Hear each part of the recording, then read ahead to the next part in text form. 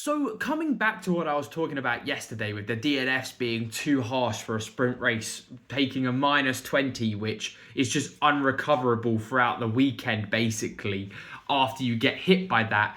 And the likes of other bonuses are halved, like the fastest lap. A lot of people put comments underneath that video, a lot of people talking about how they could change this, why it's like this, and I just want to put all of these ideas into a little short form video just to show off exactly what F1 Fantasy could do to make sure that getting the DNF points down actually would work out. So the first thing they could do, they halve every sort of bonus point that you can get from positions gained to positions lost in a sprint race, as then the maximum you could get is a -10, and DNFs wouldn't end up being more fortunate than someone going from P1 to P19, etc.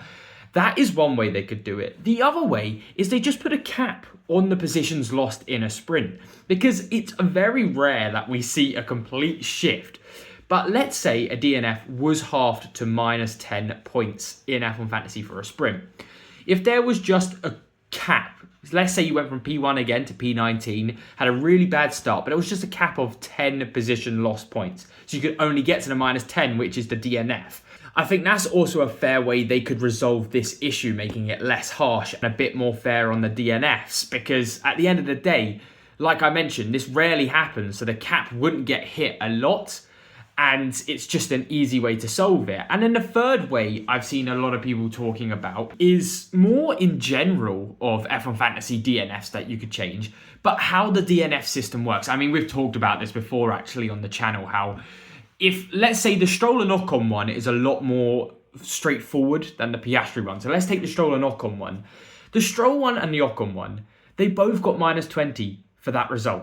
Ocon doesn't deserve the -20 for that. So they should have a system of, well, let's say you have a DNF, but it's not your fault. Let's say that's then a -10.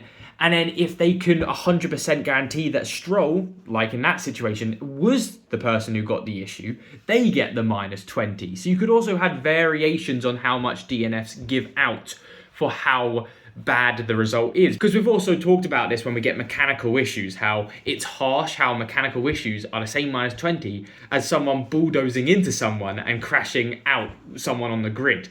They get penalised the same amount when it shouldn't be the same amount of negative points for something like that. So those are just 3 different ways that they could change the DNF point system. And hey, they work quite interchangeable, so you could have a bit of all of them. Definitely the main one, the base of -20, needs to be looked at, and how they give out those -20s.